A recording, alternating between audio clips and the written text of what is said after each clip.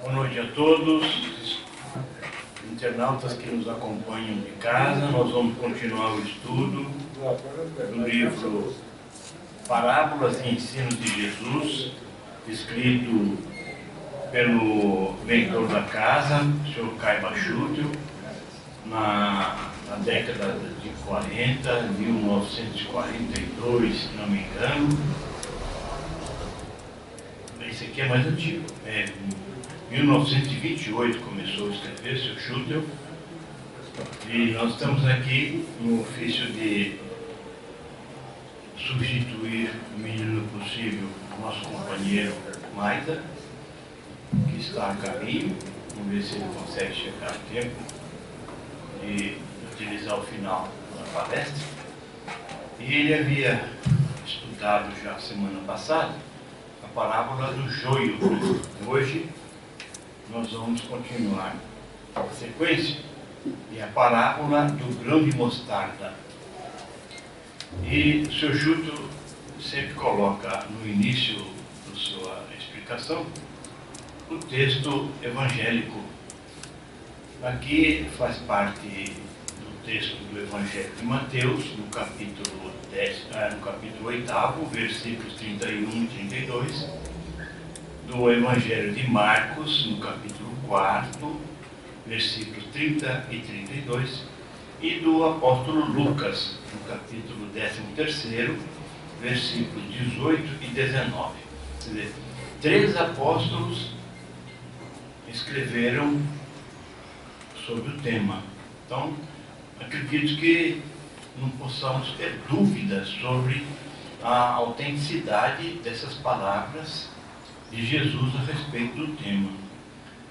Pode ter alguma modificação de gramática em função da escrita de um ou do outro, mesmo porque esses evangelhos, todos eles, não foram escritos no mesmo tempo em que o mestre estava por ali, né, andando e trazendo o seu recado. Foram escritos bem depois. Lucas, por exemplo, não era nem apóstolo, né, Pedrinho?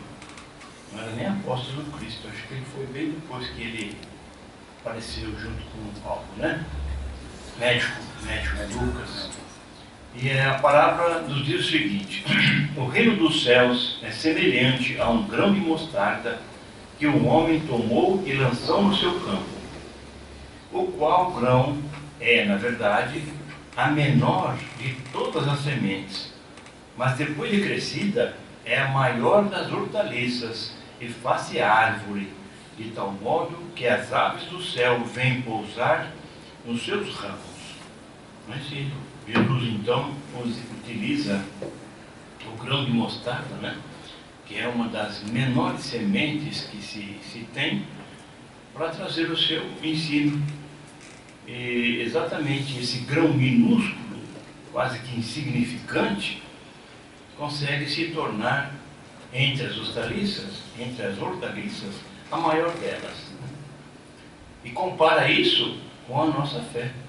E nós também podemos fazer isso da mesma forma que o grão de mostarda se transforma numa hortaliça maior que todas as outras.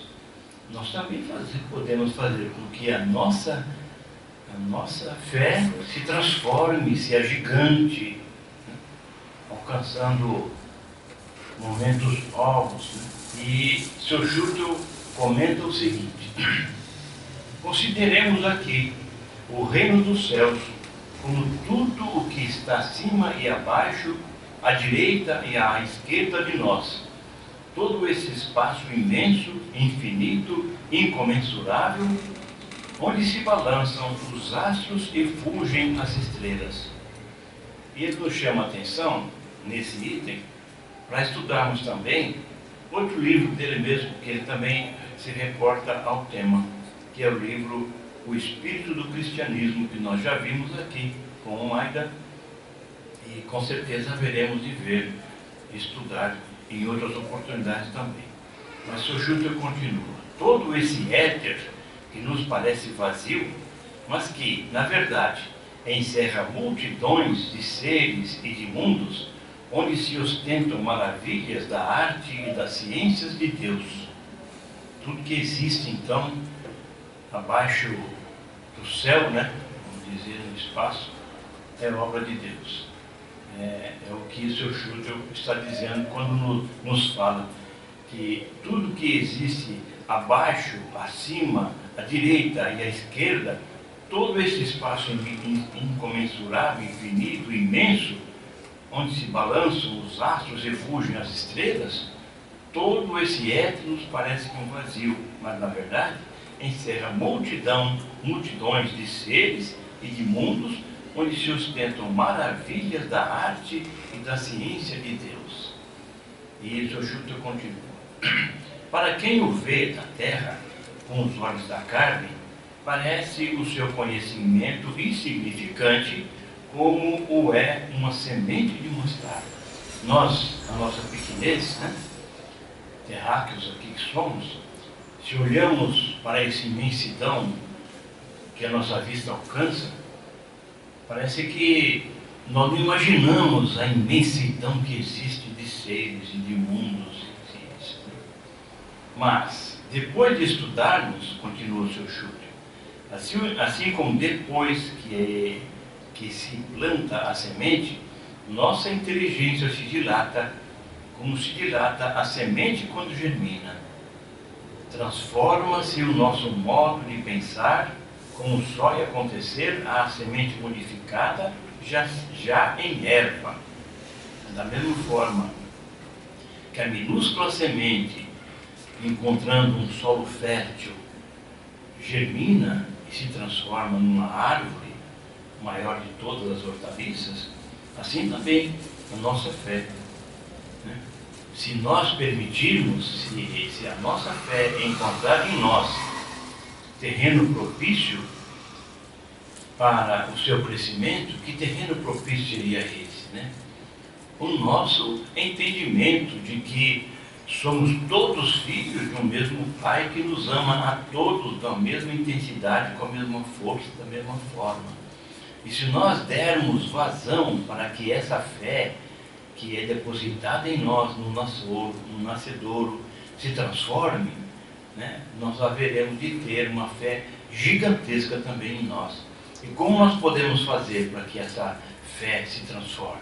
Só através do estudo, né, das obras, da literatura, seja ela espírita ou de outra qualquer religião, mas a espírita não podemos deixar de falar que é fantástica, porque a literatura espírita é uma das maiores literaturas que o mundo conhece, né?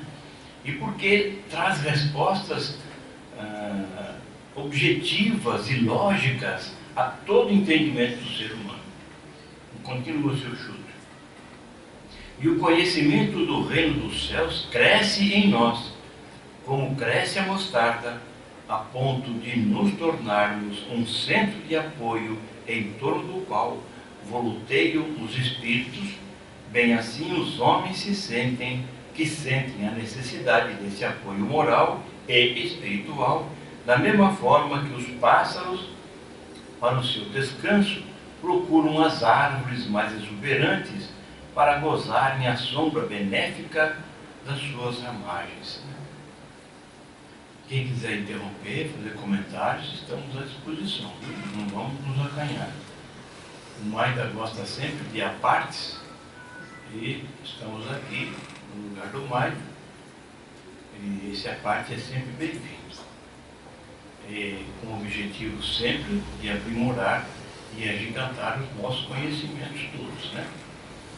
O grão de mostarda, continua o Sr. Schutter, serviu 2 vezes para as comparações de Jesus. Uma vez comparou-o ao reino dos céus, outra à fé. Então, ele comparou aqui no início da explicação do Sr. Schutter a semente de mostarda com o reino de Deus, né?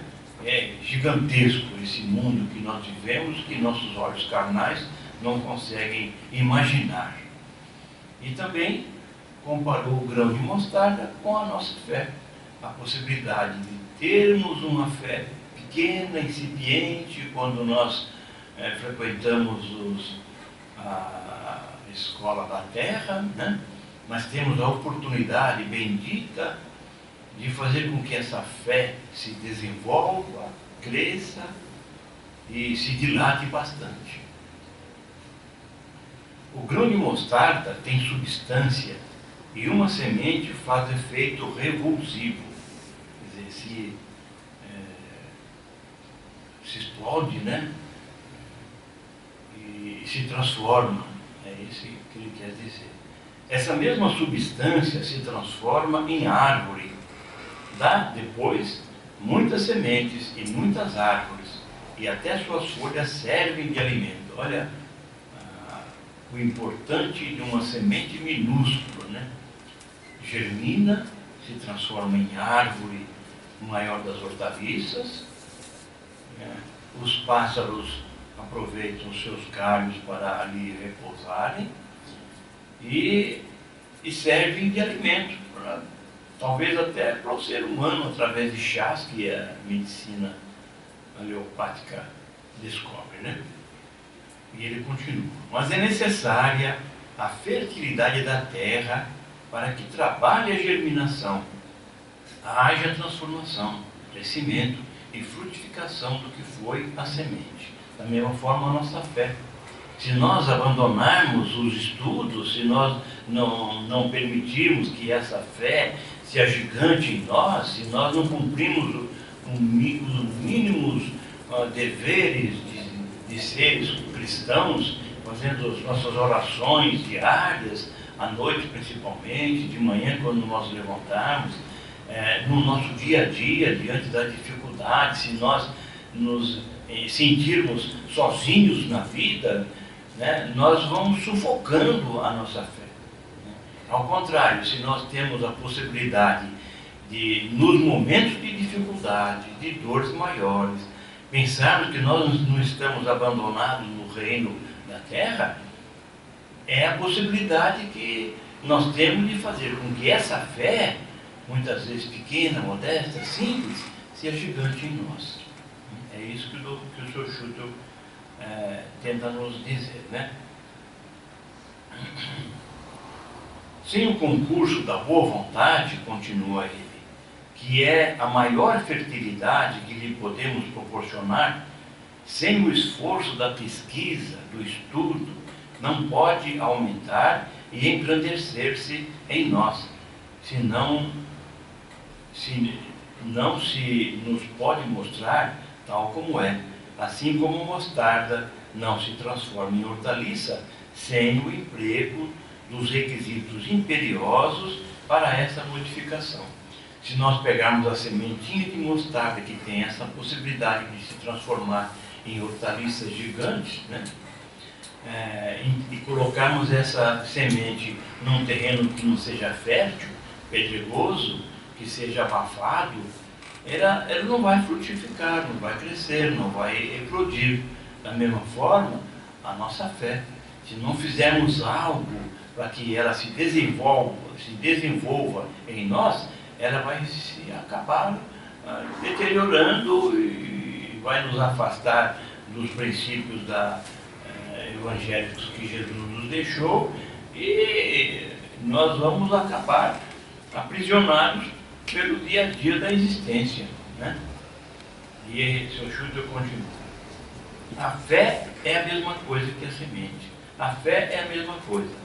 Parece-se com um grão de mostarda, quando já é capaz de transportar montanhas. Ele colocou esse termo entre aspas, transportar montanhas. Mas a sua tendência é sempre para o crescimento, a fim de operar mudança para um campo mais largo, mais aberto e mais dilatados horizontes. A fé verdadeira estuda, examina, pesquisa, sem espírito de preconceito, e cresce sempre no conhecimento e na vivência do Evangelho de Jesus. A importância do estudo, então, no desenvolvimento da nossa fé, né? É só através das examinações, dos exames que nós podemos fazer nos textos evangélicos, só através desse exame, da pesquisa, sem preconceito algum, é que nós podemos fazer com que a nossa fé se dilate em nós. O Espiritismo, com seus fatos positivos, vem dar um grande impulso à fé, desvendando a todos o reino dos céus. Assim como o reinado celeste abrange o infinito, a fé é tudo e dela todos precisamos para crescer no conhecimento da vida eterna. Né?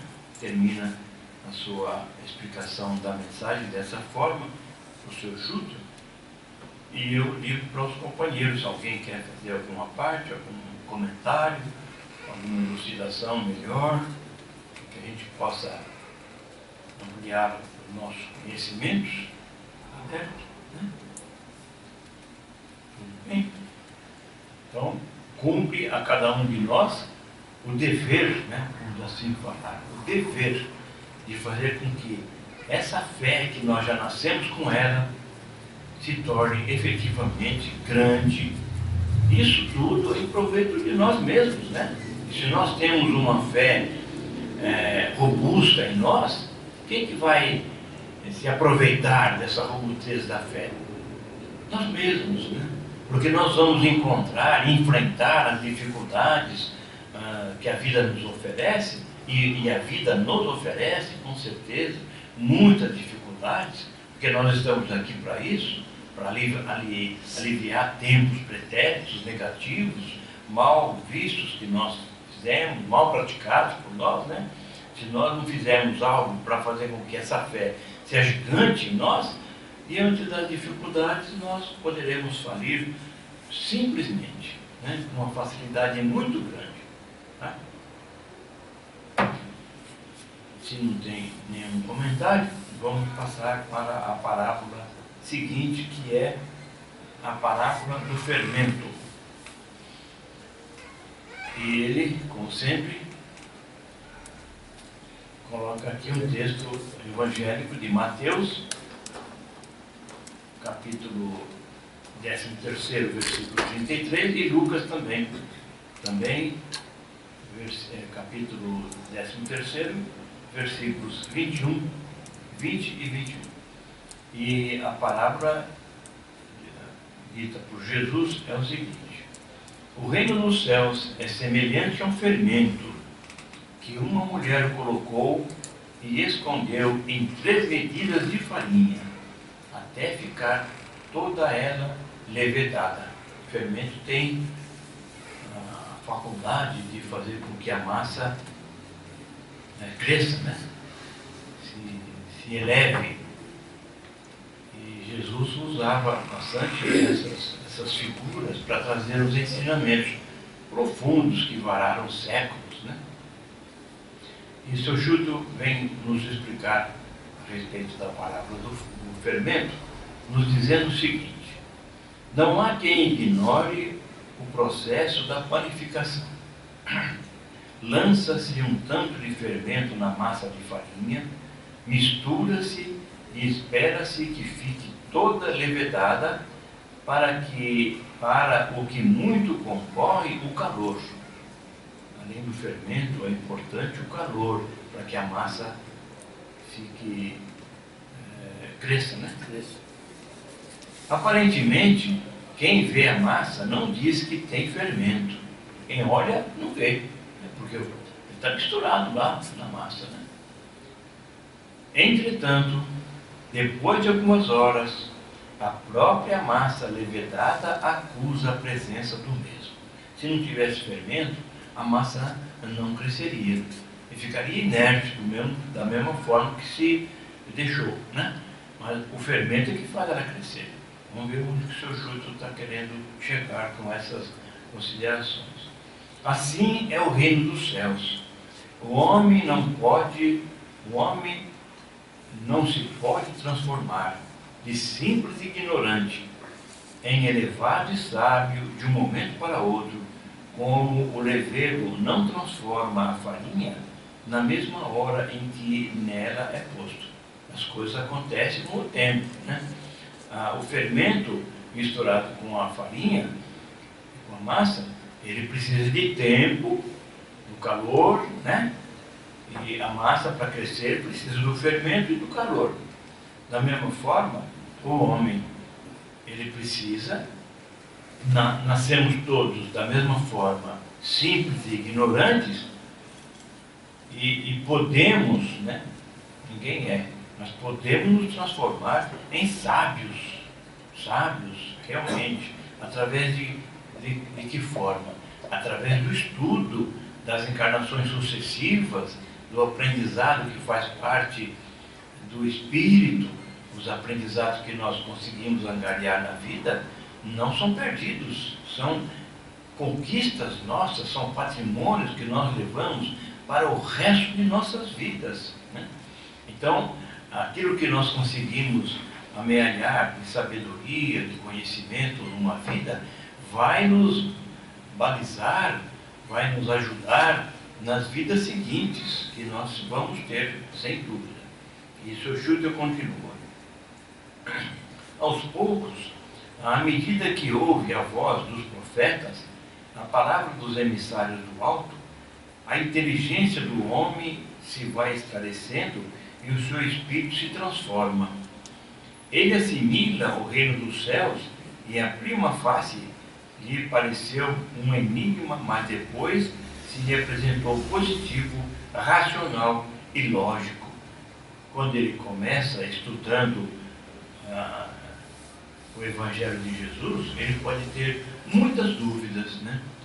Como o estudioso também da doutrina espírita, pode canalizar na sua mente muitas dúvidas, mas se ele se aprofunda no estudo, no raciocínio, esse raciocínio vai se tornando lógico, as dúvidas vão desaparecendo e ele vai crescendo em conhecimento, em robustez, inclusive, da sua fé. E continua seu Schutter no último parágrafo dessa mensagem do fermento, essa parábola do fermento. Quem diria que uma só medida de fermento em 3 medidas de farinha leveda a mesma? Quem poderia imaginar, né, que o conhecimento do homem de milênios, né, uma pequena porção de fermento podia fazer com que a farinha se elevasse, né? É preciso, porém, lembrar que o calor, não só na farinha para o pão, como também no homem para a transformação de espíritos, é indispensável. E esse calor pode traduzir-se na atividade que empregamos para o progresso que somos chamados a conquistar, né? É o que o Sr. Schutter termina a sua mensagem nos dizendo, né? Que nós estamos aí suscetíveis de recebermos constantemente ensinamentos novos, né, que vêm dar aprimoramento à nossa inteligência, à nossa sabedoria, trazendo robustez à nossa fé, trazendo raciocínio lógico na nossa mente diante das dúvidas que o Evangelho eventualmente pode nos aparecer. E a doutrina espírita, voltamos a dizer, é muito pródiga, porque é muito vasta e ela traz conhecimentos lógicos, não há como duvidar dos ensinamentos que a doutrina espírita nos traz através dos espíritos, né? A doutrina espírita é baseada em estudos da doutrina dos espíritos, né? Não é nenhum homem que fez a doutrina. Kardec, da doutrina espírita, é o criador. Não foi criador de nada. Ele foi um mensageiro de Deus que codificou os fundamentos que a humanidade estava pronta para receber na codificação kardeciana, e ele se prontificou, depois de 53 anos de vida, a se tornar um mensageiro dessas verdades e pesquisar. Então, a doutrina espírita é uma doutrina dos espíritos. Tudo que existe de literatura é fruto dos mensageiros de Deus, de Jesus, que nos trouxeram esses conhecimentos todos. Alguma parte, algum conhecimento mais? Alguém quer falar alguma coisa?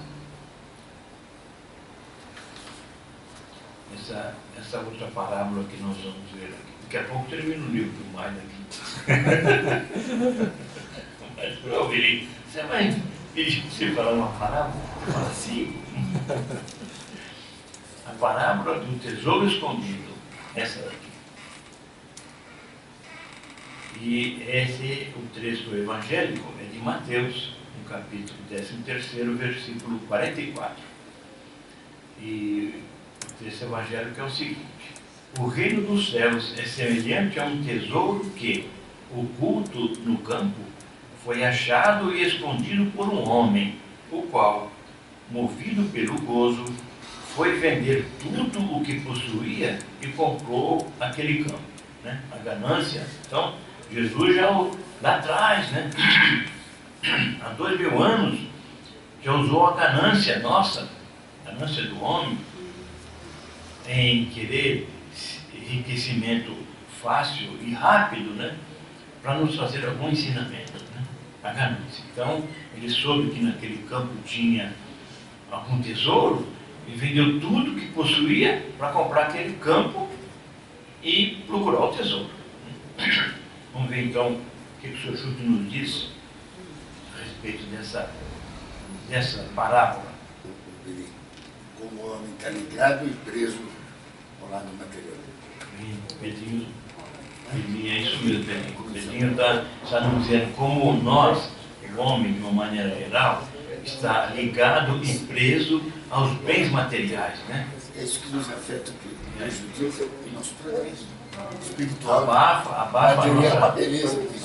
a nossa fé, diminui o espiritual, né? O crescimento espiritual. Exatamente. Mas não, procuramos sempre tesouros, né?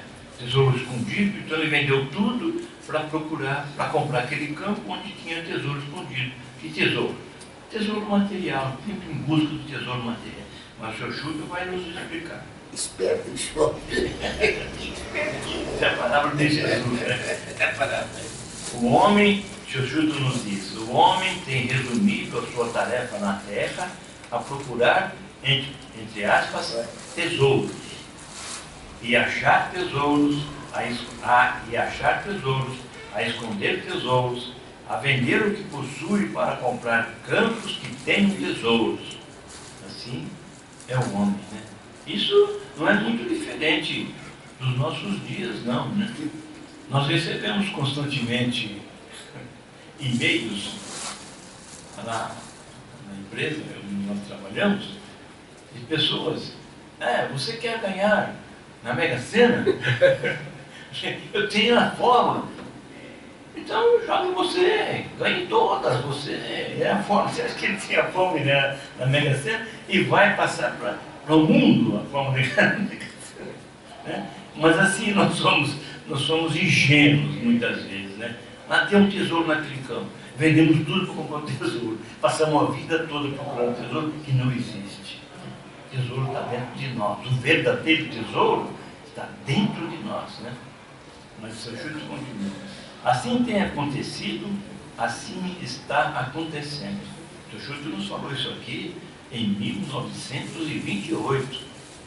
Nós estamos em 2017, né? Daqui a pouco vou fazer 100 anos que ele nos disse isso daqui. 89 anos. 89 anos.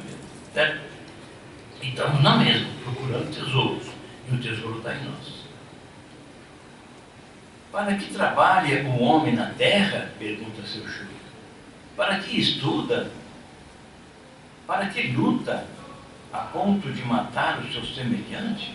Estudamos tanto, né? Lutamos tanto para procurar banalidades materiais, tesouros materiais. Para possuir tesouros, afirma o seu Schutter. Jesus sabendo dos artifícios que o homem emprega na conquista dos tesouros, fez do, abre aspas, entre aspas, tesouro escondido, uma parábola, comparando-o ao reino dos céus. Fê-lo naturalmente, para que os que recebessem esses conhecimentos também empregassem todo o seu talento, todos os seus esforços, todo o seu trabalho, toda a sua atividade, todos os seus sacrifícios na conquista deste outro tesouro, entre aspas, ao qual ele chamou imperecível, lembrando que, abre aspas, a traça que a ferrugem não o corrompe e os ladrões não o roubam, fecha aspas. O reino dos céus, oculto ao mundo, porque os grandes, os nobres, os guias e os chefes das seitas religiosas não querem fazê-lo aparecer à humanidade, mas, graças à revolução, aos ensinos espíritas, aos Espíritos do Senhor, hoje é muito fácil ao homem achar esse tesouro. Hoje só não acha esse tesouro quem não quer, né? Quem teima em não estudar. Tem pessoas por aí, notadamente inimigos da doutrina espírita, inimigos porque não conhecem, não se prestam ao trabalho de pegar um livro e ler e estudar. Não precisa ser muitos livros, não. As obras básicas de Kardec, básicas da doutrina espírita, o primeiro livro que Kardec nos trouxe, repleto de perguntas que ele fez, perguntas lógicas, inteligentes, né? Respondida pelos Espíritos, já abre a visão de qualquer um. Não precisa ter uma ganância de ler toda a literatura espírita, mesmo porque na nossa vida não conseguiríamos ler o que existe de literatura espírita no mundo. É muita coisa, né? Mas as obras básicas, as obras de Kardec, da codificação, abre a nossa mente, abre um potencial enorme para nós entendermos as razões da nossa existência, quem somos, o que estamos fazendo aqui na vida, por que sofremos, né? Por que alguns têm as facilidades da vida, conseguem as coisas com uma facilidade enorme, enquanto que para outro, para conseguir o básico, é uma luta titânica, uma demonstração de força, de coragem, de fé, perseverança, para conseguir o básico. Quando que se consegue, né? A doutrina espírita explica tudo isso. É só termos a vontade e o cuidado de pegarmos os livros, né, da doutrina espírita e estudar um pouquinho. Mas ele continua, Kardec, repetindo, mas, graças à revolução, aos ensinos espíritas, aos Espíritos do Senhor, mas hoje é muito fácil ao homem achar esse tesouro. Mais difícil lhe pode ser, abre aspas, vender o que tem e comprar o campo, fecha aspas.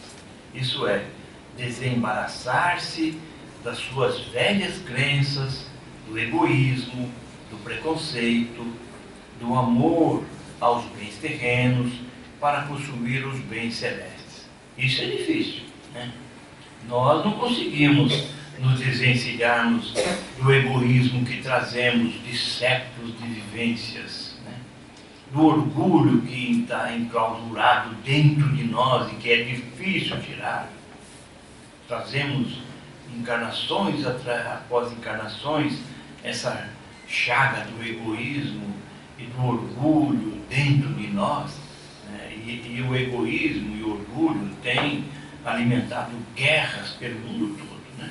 Nós vemos recentemente isso tudo que existe. É o que o Evangelho fala, né? O que o Evangelho fala, o orgulho e o egoísmo. As duas chagas. Duas chagas da humanidade. Tem trazido prejuízo para o espírita. Também. Não, o espírita... Estamos no meio, né? Poxa, aí da multidão. Com certeza, o espírita que tem o conhecimento, que tem fazer a tudo, reforma, né? mesmo assim não se preocupa em eliminar essa chaga dentro de si, né? Com certeza. Materializado como está, o homem prefere sempre os bens aparentes e perecíveis, porque os considera positivos. Os bens reais e imperecíveis, ele os julga abstratos. De fato, são abstratos, né? Os patrimônios do espírito. A gente não vê, né? Só vê através da atitude das pessoas, né? Da humildade que a pessoa demonstra, né? Da prática do perdão. Isso aí nós conseguimos enxergar esse patrimônio em alguém. Mas fora disso, são bens abstratos, como o Sr. Schutter nos fala, e que pertencem ao espírito. Nós vamos desencarnar e levamos conosco todo esse patrimônio de conhecimentos, de humildade, a caridade que nós fazemos, as boas amizades que nós colhemos, desinteressadas, sinceras. Isso nós levamos para a eternidade, né? E ele termina nos dizendo: a parábola do tesouro escondido é significativa e digna de meditação. O homem terreno morre e fica sem seus bens. O homem espiritual permanece para a vida eterna, e o tesouro do céu que ele adquiriu é a sua posse permanente. Termina o seu serviço nos dizendo isso, né? E nós damos tanto valor aos bens materiais, né? Como o Sr. Schutter, como Jesus disse, né, na parábola, vendendo os campos, né? Vendendo os seus patrimônios para comprar um campo onde falaram que tinha um tesouro. Então, é isso que nós fazemos sempre, né? Esquecendo os verdadeiros bens que estão dentro de nós, que nós temos que fazer desabrochar, crescer, desenvolver a humildade, a fé, a crença, a sabedoria que a doutrina, principalmente a doutrina espírita, nos traz, né? O conhecimento lógico. É isso aí. Alguém quer fazer alguma parte? Falamos aqui na fé raciocinada, né? Não a fé cega. Falando na fé. A fé cega. A fé não pode ser cega, né? Tem que ser fé raciocinada. A fé é lógica. Quando você pensa numa fé raciocinada, você encontra razões para ter a fé, né? É isso aí, meus amigos. Então, na próxima semana, nosso companheiro Maida estará aqui no momento conosco, se Deus quiser. Uma boa noite a todos e bom trabalho.